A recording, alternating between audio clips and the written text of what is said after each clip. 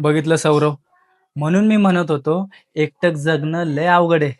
ना तुझे मित्र आले तुझ्या फोनवर, ना तुझी गर्लफ्रेंड आली. त्याच्यामुळं तू एखादी चांगली मुलगी बघून लग्न कर. कारण एकट्याने जगणं खूप मुश्किल आहे रे. प्रत्येकाला आहे ना आधाराची गरज असते. आज तू तरुण आहेस म्हणून तू तुझं सगळं करू शकतोस. पण जेव्हा उतार वय लागतं ना मित्रा, तेव्हा दुसऱ्याच्या आधाराची खरी गरज असते आपल्याला. अशा वेळी तो आधार आपल्याला आपली बायको, आपली पत्नी देत असते. खरं बोलतोय मित्रा तू. आता ह्या घडीला कोणीही आलं नाही.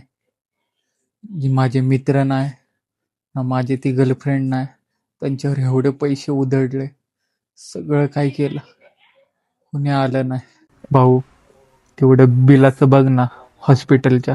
माझी सगळी सेविंग संपली रे. टेन्शन नको घेऊ मित्रा, तुझं बिल मी सगळं भरलंय. त्यामुळे ते काळजी तू करू नकोस. तू त्यावेळेस बोलला होता जे पैसे सेविंग कर, पण मी केलं नाही.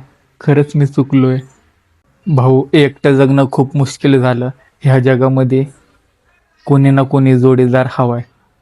तर मित्रांनो, आपण जोपर्यंत तरुण आहे तोपर्यंत एकटं राहू शकतो, जगू शकतो. पण जसं जसं उतार वय येतं तसं तसं आपल्याला कोणाच्या ना कोणाच्या आधाराची गरज भासू लागते. त्यामुळे योग्य वयामध्ये लग्न करा आणि सुखी जीवन जगा. तुम्हाला काय वाटतं कमेंटमध्ये नक्की सांगा.